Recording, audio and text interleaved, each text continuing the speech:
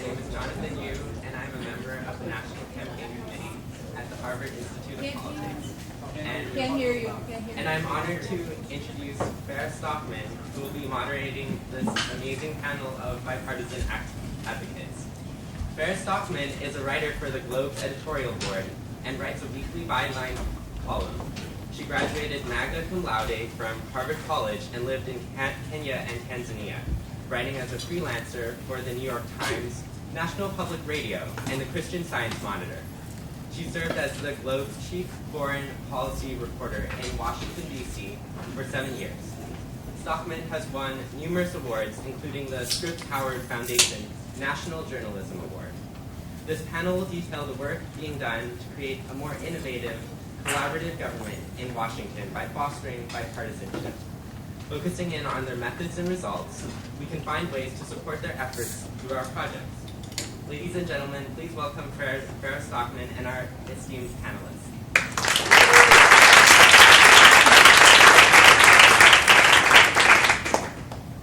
So can everybody hear me?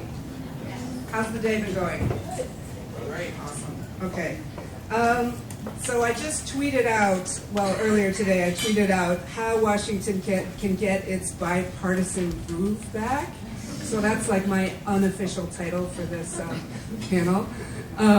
If you guys are tweeting today, which I totally encourage, you should, I think the hashtag is NAC for change, and we'd love to hear your thoughts on what's going through your head while this panel is going on. So don't be shy to tweet.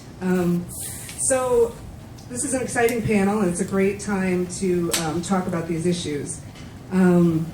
We have with us Dan Glickman, who served in Congress for 18 years, representing the 4th Congressional District of Kansas. He then served as Secretary of Agriculture from 1995 to 2001. He's also been chairman of the Motion Picture Association, and he's currently the executive director of the Aspen Institute's congressional program. If I told you everything he's done, we would be here all afternoon. So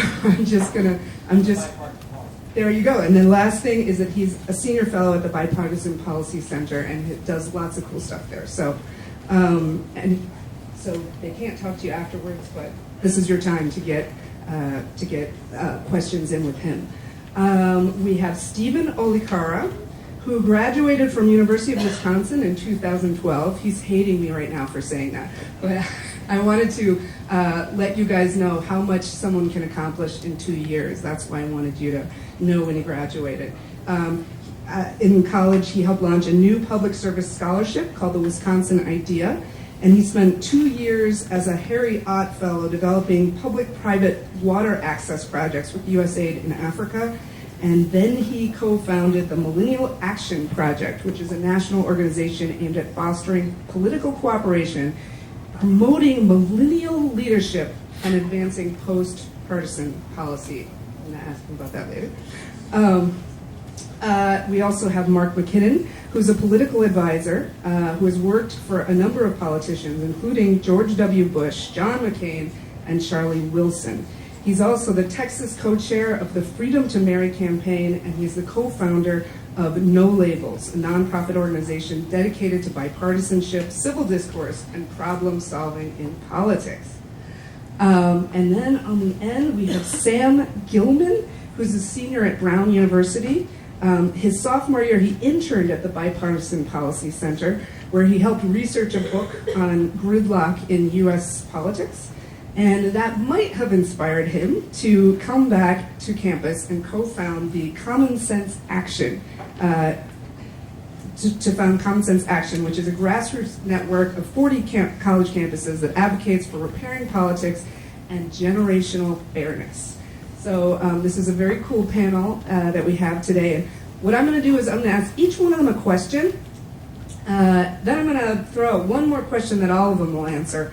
And then I'm going to open it up to you guys and let you ask your questions. So let's see, who should we start with? I'm going to start with Sam.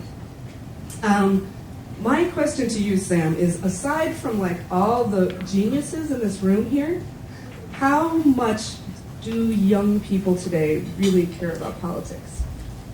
And how aware are they of the state of affairs in Washington?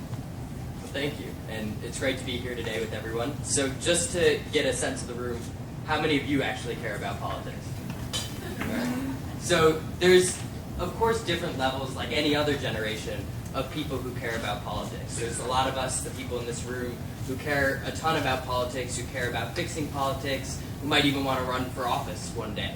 As we heard in earlier panels, though, our generation is less likely to want to run for office than any generation before us. And there are many of us, many of our friends, probably a lot of the reason why many of us are here is that our friends don't care as much about politics and don't see how it affects our lives, when we know that if we don't get Washington and our state houses and even our local governments to work again and to work for us, then our lives are going to be not what they could be. We won't have the opportunities that our parents and our grandparents had before us. And so one of the things that Common Sense Action tries to do is tries to understand that there are different levels of engagement. How do we get people from the collectivism to activism? How do you get your friends who don't care at all about politics just to engage, just to vote, to remember that on the primary elections and the general elections to turn out and know a little bit about the candidates or a lot about the candidates and vote? And then how do we elevate people from the clique to going to an event, to getting involved and getting their friends involved in politics? And I think that we'll start to see more and more people get involved, particularly as some policy issues become real. And everyone cares about the issues that affect their lives. So our generation is facing enormous student debt. You saw a couple 100,000, maybe 400,000 people at the climate march last week. And so as we feel these problems more and more, our generation is also going to get more involved. Cool. My next question is for Dan Glickman. So one of the coolest marriages, I guess we'll say, in Washington over the years has been the Farm Bill, which married food stamps that urban Democrats care about with farm subsidies, which rural Republicans care about, and that's how this stuff got passed for years and years and years. And so my question for Dan Glickman is, what happened over the last 3 years that made this bill so hard to pass all of a sudden? And is that the model of bipartisanship that we should be going for? This idea of let's add something for you and something for me, and then we'll all have enough to pass the bill. Some people might argue that that's just going to make government more and more expensive. So, well, first of all, thanks you. And I used to be the director of the IOP here before the War of 1812. So I'm glad everybody who came back, and thanks to all the folks who've organized this and people from all over the country. Bipartisanship does not mean nonpartisanship. You can be partisan. You should be partisan. You should have ideals and things you care about. It's just that in a country like ours, we require consensus to get things done. So our Constitution was set up to have one foot on the brake and one foot on the accelerator. That's what the Founding Fathers wanted. They wanted this system not to work well. The only way it works well if you can find ways to get people to work together. So you brought up the Farm Bill. So historically, the Farm Bill was a combination of urban and rural interests, food stamps, school lunch, national nutrition programs that were married with agriculture policy. Why? Because the farm states have a very small part of the demographics of this country. And the people who rely on our food nutrition programs are not necessarily the majority. But together they form a coalition that was able to get legislation through. And so that kind of working together was something that we've always done in this country, and it kind of stopped during the last 4 or 5 years. And it's not necessarily bad that you work together, because if you're going to vote for something you don't like, you're not going to do it usually unless there's some reason for you to do it, which means you have to get something out of that legislative package. There's nothing wrong or unholy or devious about that. That's the way life works. And if you don't do that, then people will never give up anything. They will have it their way, it's my way or the highway. And that way does not work in a democratic system at all. You must reach across the line. So the Farm Bill, it's not very pretty. I don't know who said there's two things you don't want to see being watched, and that is making sausage and making laws. But the truth of the matter is this is not a beautiful process. And the Farm Bill is an example of a way that finally they got together and got it done. So just walk us through real quickly what went wrong, because that was an example for a while of how Washington wasn't working. Ideology. So a lot of the conservatives didn't want to vote for anything having to do with food stamps and school lunch and school meals, and they thought it was just programs to add to the budget, and then a lot of there were some liberals who didn't want to vote for farm programs because by and large the people who benefited from farm programs are often the people who are conservative and vote against other kinds of things. But food policy is a big part of our national issue, and ultimately people got together because of good leadership. And the other thing was, historically, farm legislation has required good leadership. So those of you who studied history know that there was an arrangement between people like Senator Bob Dole and Senator George McGovern. Dole was on the right, McGovern was on the left, but they were able to work things out. And ultimately, in the end, it took 3 years of squabbling and kind of vicious partisanship, but ultimately, in the end, good judgment and reason prevailed. Right, and they weren't able. Some people were trying to separate the two, and they were trying to separate the two. But if you did that, you could get very few votes for the Farm Bill, and you'd get not a lot of votes for the feeding programs. But together, the common interest was being served, and that's what legislation is all about: is the art of the possible. Thank you for that. So let me go to Stephen. Stephen, your organization talks about postpartisan policy. It reminds me of like post-racial America. Tell me, what is postpartisan policy? Sure, let me give that some context. First, I'm thrilled to be here. Good afternoon to all of you. I'm grateful to be on a panel of 3 leaders I deeply admire. And to Farah, thank you for moderating. So first of all, you might have remembered from the introduction, I'm from Wisconsin, from Milwaukee. One thing you need to know about Milwaukee is that studies show that it's the most not only racially and ethnically segregated city in the nation, but also the most politically polarized. So that was the context in which I was growing up in. And I was not even on a path of politics for most of my life. As a good Indian son, I thought I would be an engineer or a doctor for most of my life. But what changed everything for me was music, actually. Music taught me that collaborations can create a greater sum, not splitting the difference between 2 different sides. And that was the approach with which I came to politics with. So the Millennial Action Project is working with this rising generation of millennials, all of you, who are in public office, to create a culture of cooperation. And the reason why we're so bullish on this generation is for 2 reasons. One is, if you look at the data, we're now 50% independent. We're not accepting of the 2 parties as they're presented to us. And 2, as my good friend Michelle Diggles at Third Way talks about, we're the a la carte generation. We don't see things in a zero-sum way. We like to take great ideas from the left and the right, and again find a greater positive sum. So that's what we talk about when we describe postpartisanship, because we think there are a whole range of policy opportunities where you can take the best ideas from both sides. Here's an example.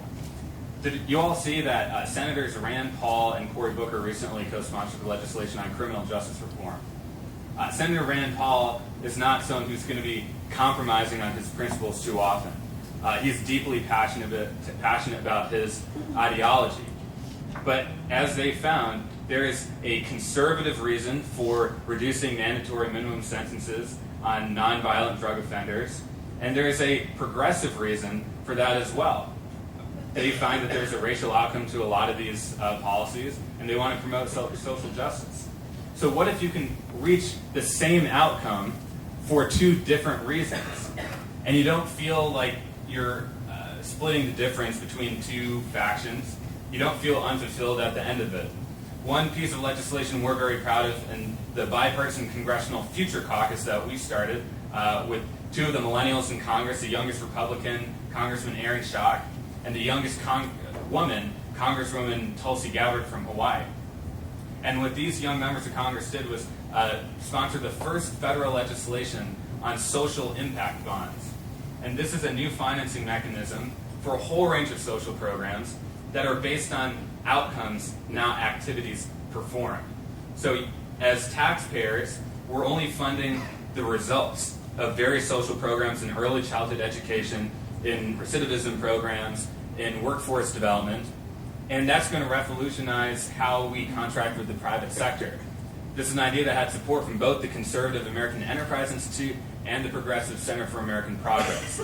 So that's just a couple of examples of postpartisan policy that I think leave both sides excited about working together. Thanks for that, Stephen. So this question is for Mark McKinnon. So you have advocated with no labels. You've advocated some outrageous ideas like Republicans and Democrats meeting once a month to talk, and also sitting together in joint sessions of Congress. So I guess my question is, what kind of reception have you been getting for this crazy, harebrained scheme? And I guess my other question beyond that is whether there's some systematic issues that we have beyond the relations between these guys, like fundraising. I mean, that have, the fact that these members of Congress have to fundraise constantly and live in like mortal fear of a primary challenger. Like, are those systematic things causing us no longer to be able to be friends? Thanks. I'm going to stand up just so I can see everybody. The premise of your question just testifies to how screwed up things are. I mean, if it's a radical notion, and it is in Washington, just to get people together in the same room. So we started this organization about 4 or 5 years ago as a means to bring people together. And initially, I had a notion that it might be sort of representing the broad political middle. I quickly realized that if we were representing the broad political middle, we'd be representing about 4 members of Congress. And we kind of shifted and evolved our strategy to recognize that the country is partisan. Not only is Washington partisan, the country's partisan. And we could talk all hour about why that's the case, but recognizing that reality, we said we've got to represent everybody. If we're going to be effective in Congress, we've got to represent the Tea Party and we've got to represent Move On, which we now do. But we also realized that in order to affect change in Washington, we have to go back to the very, very basics. Trust has completely broken down in Washington. You have people questioning others' motives. You have these hyper-partisan environments in which, as I said, one of our co-chairs, Senator Joe Manchin, a senator from West Virginia, had been in Washington for 2 years as a senator, never had a meeting with a Republican. That's a United States senator, Democratic senator, never had a meeting with a Republican in 2 years. So, in order to address that, we said we got to start with just rebuilding trust. Let's see if we could just get people back in a room together. And so we started a no labels caucus in the Congress. Our goal was to get to 50. We started with 20. The leadership patted us on the head and said, "That's all very nice. Come back to us when you have 70," assuming we'd never get to 70. We now have 94. We have 94 members, half Republican, half Democrats. And this started about a year ago, and a funny thing happened. They got together in a room, and A, they liked each other. B, they realized that they could work together. C, they got stuff done. In just 3 months, they wrote 17 pieces of legislation. They promoted the idea of no budget, no pay, which was a no labels idea, which was the short-term solution to the last debt crisis. And so they were able, and they've been able to go back to their districts now and say, we understand that you've got a reaction to what's going on to most of Congress, but we're getting stuff done. And their constituents love it. They like the fact that it's not just all about party, that at the end of the day it's about problem solving. And by the way, thanks to Harvard for hosting this, and a big part of our representation comes from, I had an opportunity last cycle to come talk to the freshmen who are coming in, and we got a lot of the freshmen because they're not like the people who've been around forever. They recognize they don't want to go there to be partisans. They want to go there to problem solve. So we got a bunch of freshman members, great folks who've been real driving forces in the leadership of the organization. I also want to say that not only freshmen, but young voters and millennials have been a huge part of this energy for what we're doing. And I just want to point out to Jack Farrell, who's over here in against the wall. And he is from Northern Ireland, but he's like our field man here in Washington, D.C., and a superstar. but he's running we just started a college program to have college chapters of No Labels. Our goal is to get to 25. We're already up to 40. If we're not in your school, the fact that you're here, you should be.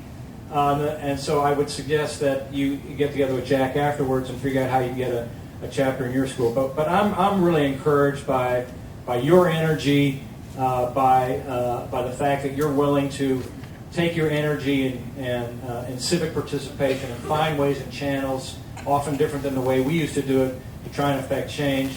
And a lot of that has been through what we're doing at No Labels, so thank you. Cool. Well, I want to make sure that we have enough time for questions, so I'm going to do a lightning round. I am going to ask you, we'll start with Dan and go down. I'm going to ask you if you can tell me one bright spot in politics right now that you're seeing. And if you can't see one, then just say that, I guess. I'm going to stand like Mark. He's a media star. So look, it's not all gloom and doom. I mean, first of all, state and local politics, in many cases, is working very well. They all have to operate under balanced budget laws. They have short legislation sessions, like 4 months. They have to get stuff done. I mean, and there are also bipartisan things happening in smaller things in Congress as well. But so I wouldn't say it's the country's not at the point of extinction. The problem is that we're not reinventing our political system at all. And there's a lot of reasons for that. Money in politics, it drowns the system. It's disgraceful. It's like a metastatic cancer that just can't get stopped. The nature of the media today is just much different. People aren't free from the excesses that are out there. The public themselves has demands on Congress and their government that didn't have. Mark Twain said 100 years ago there was only one true criminal class in America, and that was the Congress. And that was 100 years ago. So none of these problems aren't all new ones. So I don't think it's all the end of the world, but we do need to make some fundamental changes. And I would just point out one thing. So I'm with the Bipartisan Policy Center. It's one of my things we have on the table. We did this report, about 65 recommendations. It parallels a lot what No Labels did. Our man Michael Thorning is over there, who's with the BPC. And we've set up a nationwide network called Citizens for Political Reform, where we're trying to get people engaged in the substantive issues that you see on the plate. The question is, and I just make this last point, in my day and age, I had something to worry about. It was being drafted into the Army for an unpopular war. So I guarantee you, I cared about politics. My parents cared about politics. They were worried about their son going to Vietnam and maybe getting killed. So we were really engaged in politics. Well, today, I fear that what's happened is that people don't think their government is working very well, and they have tuned out, and to the extent young people get involved, they get involved in volunteer activities and public service activities, and those are very important. But they don't take the place of government, which will determine a war and peace and a lot of other things. And so if we can't, your generation, if you tune out, things will be done to you rather than by you. And so I'm not suggesting a draft, by the way. I know that would not be very popular. But I do want you to know what's created the activism in the past. We've got to somehow create that again. So this is my fault. I did not explain a lightning round. Okay. No. That wasn't lightning. No. It was like a thunderstorm. So when I asked about bright spots, you said local government. Local government seems to be working pretty well. And a crisis. So when we have a crisis, we finally got on Ebola because it was a crisis. It took us a long time to get on it, but we got on it. So we can deal with crises usually, but way after they should be dealt with. All right, so this is your challenge, is in the lightning round to say a bright spot and this is only for these guys so that they'll have a chance to ask their questions. 2 sentences. What do you see that's good? Whoa. Well, the first sentence I'll say is amen to Secretary Glickman. The reason is because this new generation of millennials has a once-in-a-generation opportunity. And that is Congress approval ratings are at an all-time low. The Congress is now less popular than head lice, cockroaches, and used car salesmen. So is there a bright spot? There is a bright spot because you see millennials like our Future Caucus co-chair in Colorado, sponsoring the first state legislation in a bipartisan way, embracing the car-sharing economy with Uber and Lyft and these other innovative services that are offered to our generation in particular. So the last thing I'll just say is Thomas Jefferson submitted the Declaration of Independence when he was 33 years old. If we want to reinvent our political culture and reinvent our institutions of government, we have to look to this younger generation. All right, so far our bright spots are local government, and that we can get things done in emergencies and crises and millennial energy and car sharing. Yeah. Bright spot. So a bright spot is that we're starting to talk about national strategic agenda, which just means fundamental goals. John Huntsman, who's our other co-chair with Senator Manchin, was sitting around about 6 months ago and said, I've lived in 5 different countries as an ambassador in some of them, and they all have national strategic agenda, which is just like a 10-year plan or a 20-year plan. The only country that doesn't is America. So we started that process, and I'll talk about it more, but we're going to have a big meeting at St. Anselm's College in New Hampshire on October 18th and 19th, and we're asking students to join that. So again, check with Jack Farrell about that. If you're in the area, you can come to that. And hopefully I'll have a bit more of a chance to talk about it. Awesome. So we are wrangling over partisanship, but we're starting national strategic agenda and starting to discuss that. Very cool. Sam, bright spot. Yeah, 50% of our generation, as Stephen said, is independents.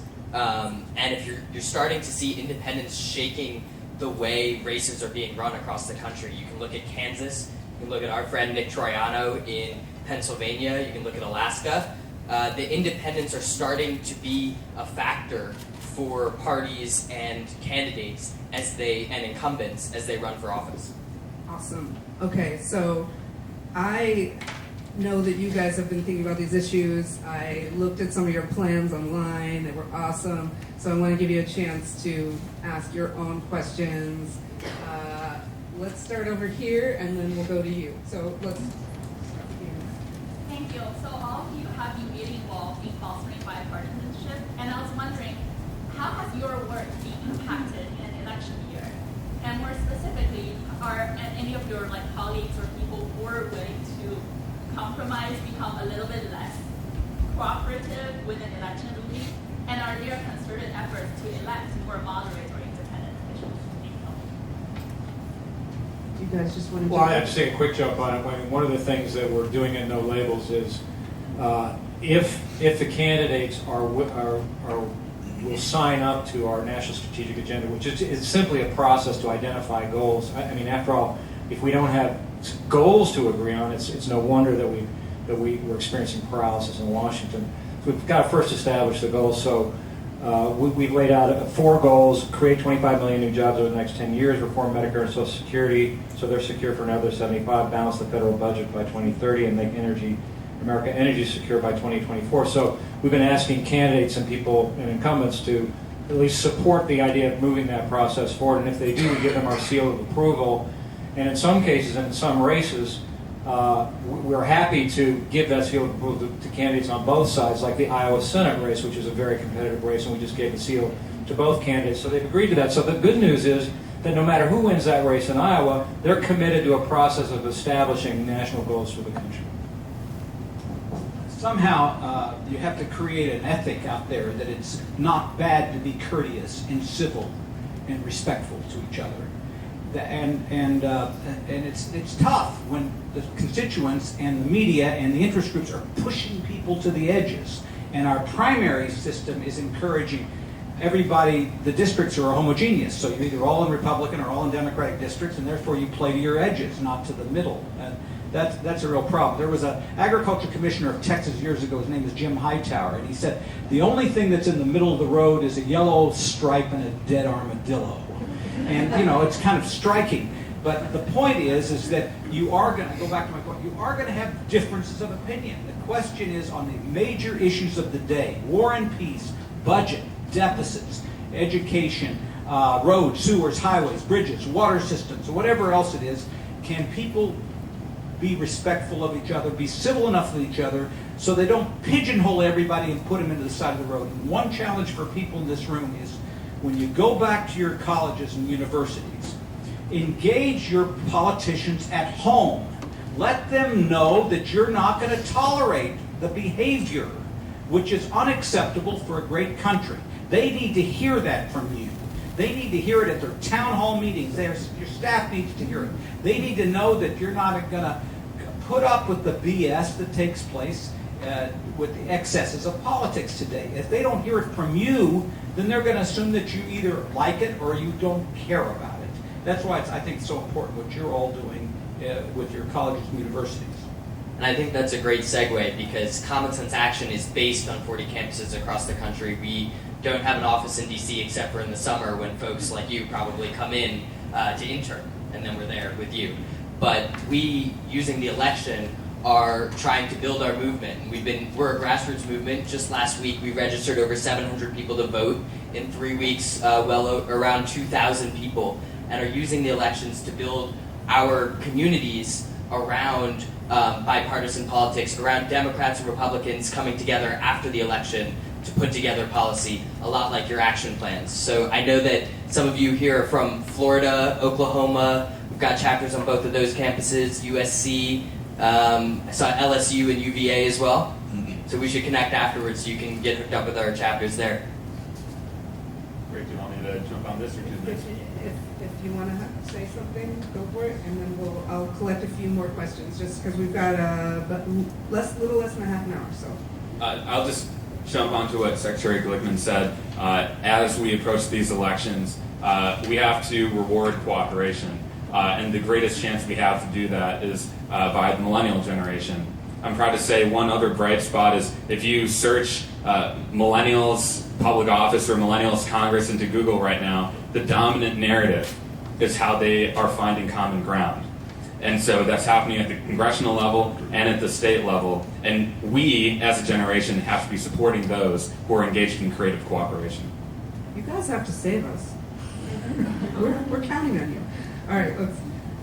So we are in great times of political upheaval, and I see two kind of visions for the centrist modern movement. One of them is kind of more GPC, where creating the environment of toleration and of bipartisanship, where they work together. And I see the other more no-labels fostering a centrist white majority, maybe even in the long term a political party based on centrist principles. And I'm just wondering, what's the more important role, creating this new political force or creating a different political environment? Before you guys answer, I just realized I made another grave error as a moderator by not making you guys introduce yourself.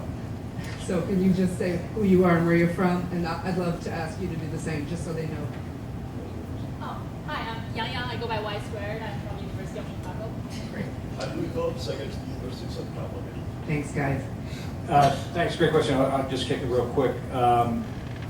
I'd say two things. One is, at No Labels, we made a decision to work within the system we've got, because in order to affect any change in the near future, that's what you've got to do. On the other hand, I've also worked with efforts like Americans Elect a couple of years ago, which was trying to create ballot access for independent candidates. And given the data that you've been talking about, with 50% of you becoming independents and seeing what's happening in like the Kansas Senate race, I think there's no question in the future that kind of disruption is not only possible, but probable. Just coming from Kansas, I would tell you that I was a Democrat representing a rather conservative district for 18 years in Congress. Ultimately, they got me in 1994, so I lost. But my district was pretty even, Republican and Democrat and independent, slightly more Republican. So I had to look over my shoulders, and I've always had to know that I had a lot of Republicans in my district. I had a lot of independents in my district. Therefore, I had to kind of watch how I voted and reflected the constituency. Today, there are very few people like that anymore. Virtually all the districts are one way or the other. So I don't disagree with Mark. I think No Labels is actually a very important part of the scene of what we're talking about. But I think there are some fundamental flaws in the system that don't even get to the question that you answered yet, which is how we redistrict our states. How we have primaries with only about 12% of the people vote in primaries in this country. It's crazy. We're electing our people in primaries, so who's voting in the primaries? The people on the edges. There are a lot of things that go into our structure. So, final point. I said this at the beginning.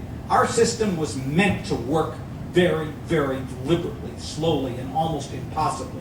That's what the founding fathers wanted. They created separation of powers between the president and the Congress, and then they didn't trust the Congress, so they split that into two as well. So it was almost as if they said, we don't want this government to work very well. One question we have to ask ourselves, is that constitutional system still suitable today, given the problems of the world? But we're probably not going to be able to change that, to be honest with you. So what we have to do is we have to provide incentives for people to work across the aisle to solve major problems when they can. And the only way that's going to happen is if the people demand it. Because the pressures from interest groups and money in the system and the ideological folks are working against that situation. That's why what you're doing on your college campus is so critical. Sam and Steve, do you guys want to say a word, or do you don't, it's not required. Let's see how many questions are out there so that we, okay, all right.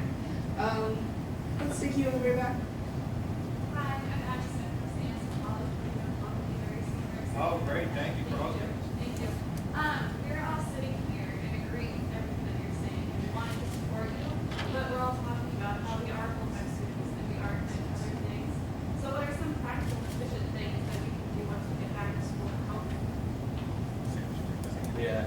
So I run this out of my dorm room. I am still a full-time student, and I think that the best way to do it is try to block off. One of the things that our chapters are doing is voter registration plus. So we sit out with a table in our student center or on our main green or some other place on campus, register folks to vote, give them information about who's running in the local election, and if you have 6 people in your chapter, or if you've got 6 people who want to get involved, you can cycle in and out an hour-and-a-half shifts and spend an hour-and-a-half one day a week and do that turnout Tuesdays maybe, throwback Thursdays, turnout Tuesdays, every day, every Tuesday until the election. That's one way to do it. I think chapters are a really great way to do this because you can build community, build friendships around talking about ideas that you care about, ideas of bipartisanship, or your partisan ideas. Throwing out what you care about and what you don't think the other side will like.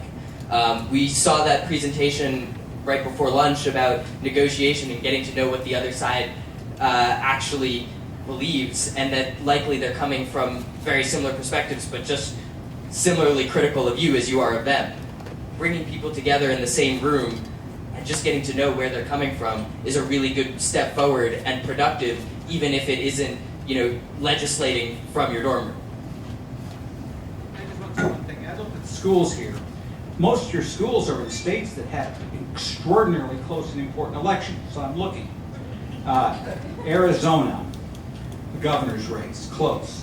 Louisiana, senator's race, very close. And there may be others. Iowa, Senate race, very close. Florida, governor's race, very close. Louisville, one of the top Senate races in the country, is in that set. These are just some of the things.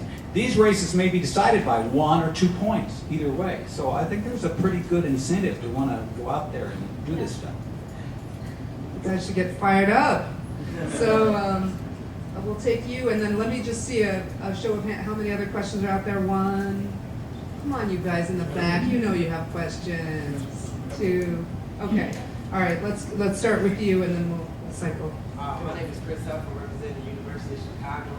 I think Dan, or Secretary Whitman, I believe that the topic you brought up is very important in terms of redistricting. So I just wanted to ask you if you could talk more about how redistricting impacts party politics, or the formation of groups within parties, and how that interacts, and what our generation can do to probably influence of the next generation.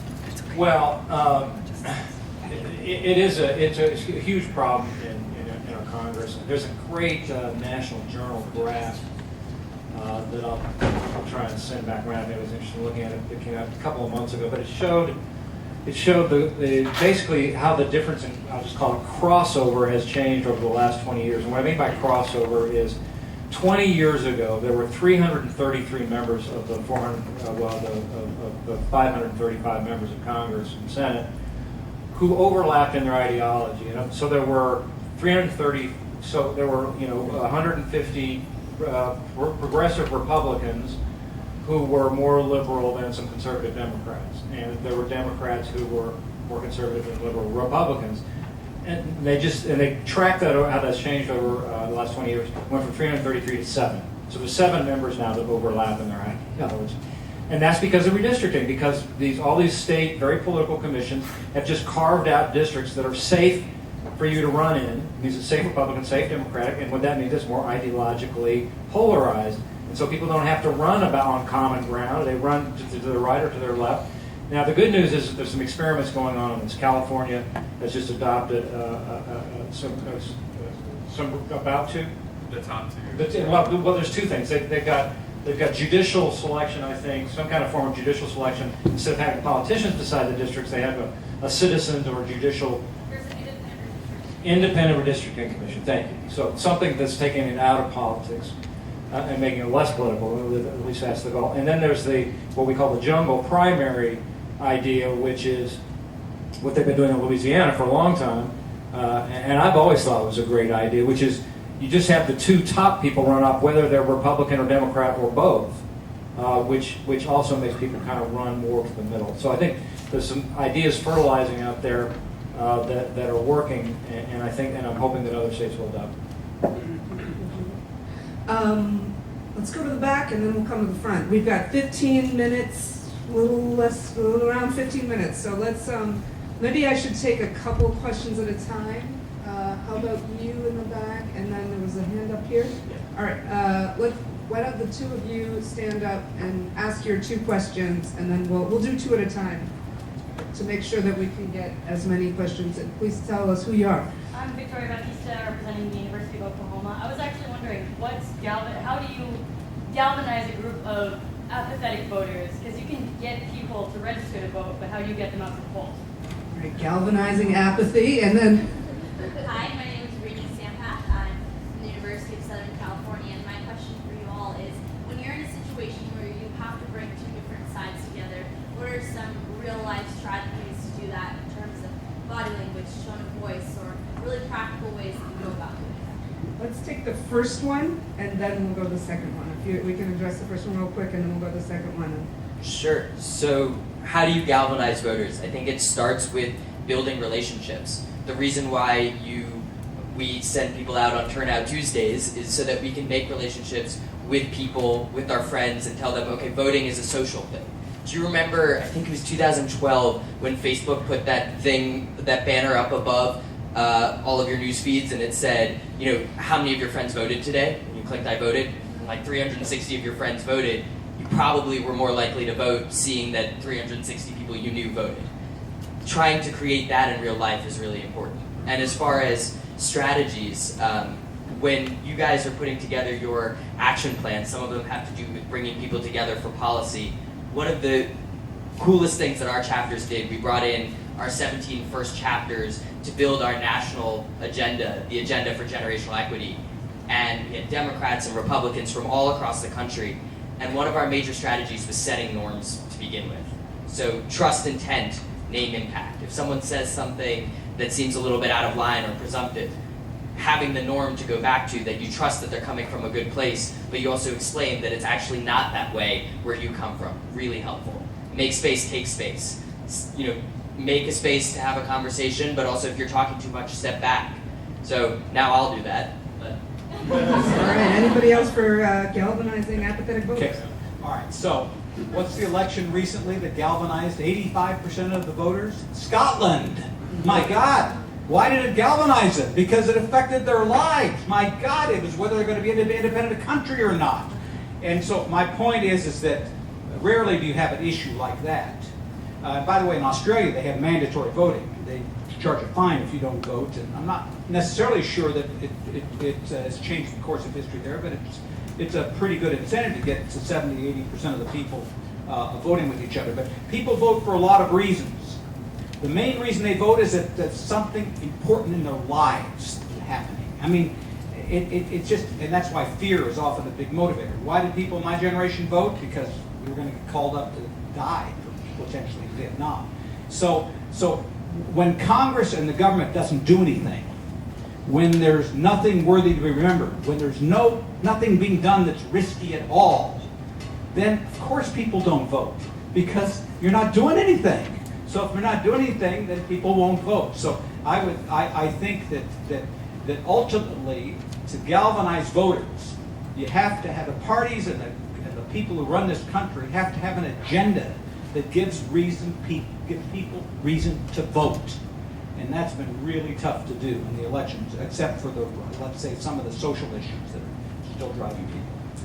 Yeah, that was along the lines of the point I want to make is we all know we have a responsibility to vote, but why would you continue to contribute to something that's not creating an impact in your life?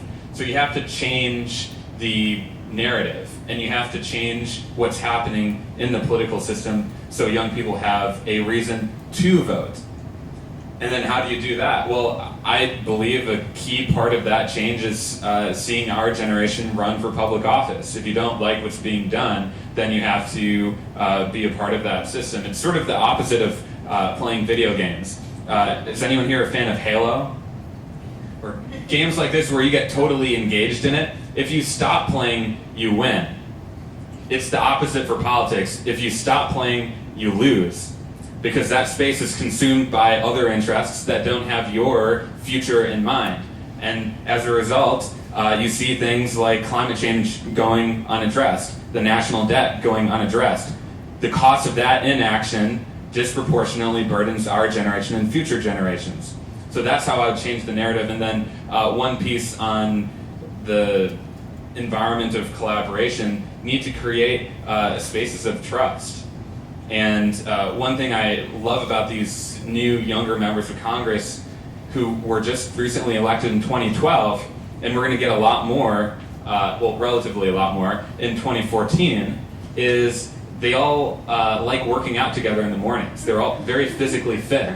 So there's this great New York Times piece about how they're all working out in the gyms in the morning and producing bipartisan legislation in the afternoon. Just very quick add on that. I'd just say the other thing I recommend when you talk kind of goes to your question, and you had some great ideas. But just on an issue level, when you start with easy stuff. Start with kind of low-hanging. Don't go right to immigration and climate change and big, tough, emotional issues that kind of bring out the worst partisanship in people.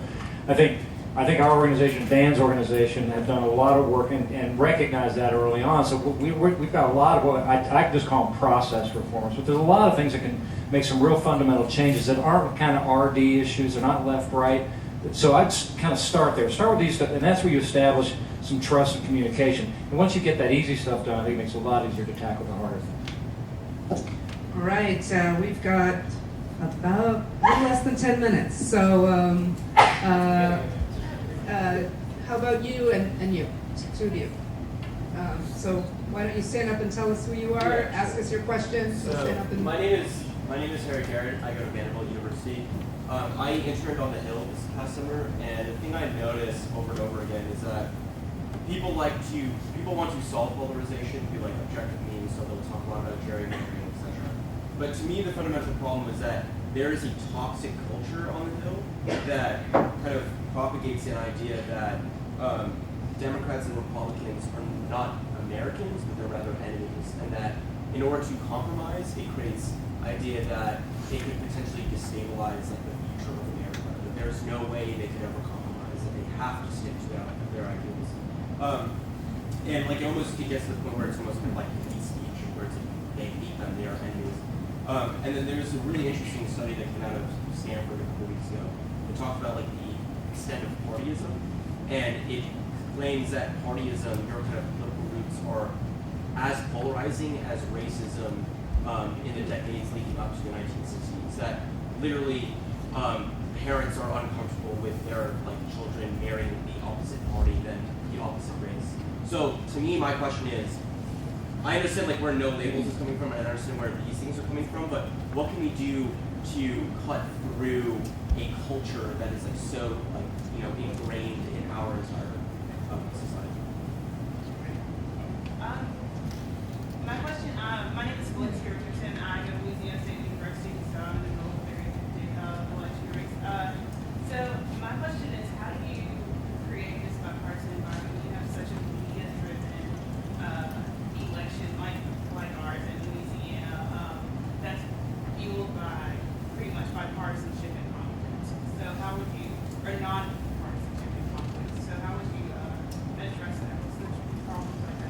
Can I just say these are both excellent questions and they relate to each other? Because if we're spending 10 times as much today as we spent 25 years ago in politics, and most of what you're seeing or hearing are destruction ads. Very few ads talk about what people are going to do. Most of the ads talk about how disgraceful and toxic the people are that they're running against. It's very easy why people have their attitudes about government and politics. So that's why campaign reform in some fashion is so important, because somehow this vitriol that's out there is just becoming part of our lives, our bloodstream, our culture. And that's always kind of been like that, but it's metastasized with the amount of money that's in there. And so you're seeing, if you see 400 ads a day as opposed to 4 ads a day, it changes your attitude about the system and what people are like. So that's part of it. And let me mention one other thing too, which more people go to church or synagogue or mosque every week in this country than any other place except work. I don't hear very many people in the faith-based community talking about the problem that you're talking about. They sometimes are participants in the situation. You'd like to know there are validators and role models out there in our society that speak to the exact issue that you talk about. Just a couple of things. One, just to validate what you're saying and how the media is complicit. Just to give you an example. So I was doing a pretty well-known political show with a host that you would all recognize and know, and was talking about the importance of no labels and sort of all the things that we're talking about. When we cut to a commercial and turned to me and said, "McKinnon, can we just cut the bipartisan crap and give me some red meat?" So that's, because the media wants conflict, right? And so, but what you've got to do, and what I did is I just rejected it and I plowed right back in, because I know that the hunger outside the Beltway for this kind of dialogue is demanding this kind of discussion. Also, to your question, I think we just have to reject it and call it out when we see it. And I'm just going to give you another example. I'm a Republican, but when a Republican member of Congress stood up and called the president a liar, I immediately wrote a check to the Democrat running against him, and I just said that's not acceptable, and I'm going to go support the Democrat, because we're all patriots, and that's what we're here for. I think one underlying theme that I want to pull out from both questions is the role of leadership. So in the first question, you're partly distinguishing two things that I do believe are drivers of polarization, which is the rules of redistricting and campaign finance, but also talking about the toxic culture and how you overcome that. And both are really important, but you're not going to see redistricting reform, or you're not going to see campaign reform unless you have really strong leaders who can make conservative arguments, for cogent conservative arguments on both issues, and get both sides to the table in a bipartisan way.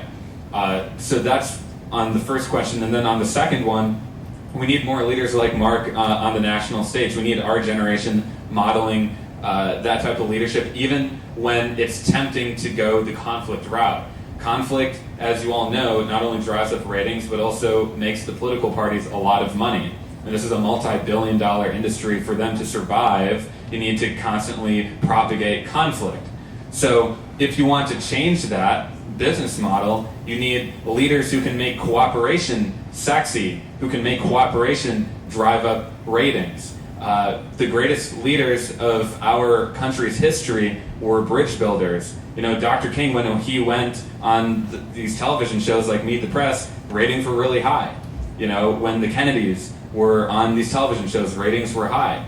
So we need our generation's best and brightest, who are very socially conscious and interested in issues, to not just become social entrepreneurs and be going into the private sector, but also directly entering public service and becoming political entrepreneurs. That's you guys. Speaking of making, getting rid of partyism sexy, let's talk about working out in the mornings. It's all about the social piece of things. Can you bring together two of your friends? Common Sense Action started over milk and cookies with us asking a couple of our friends to bring friends that we didn't know of the opposite party.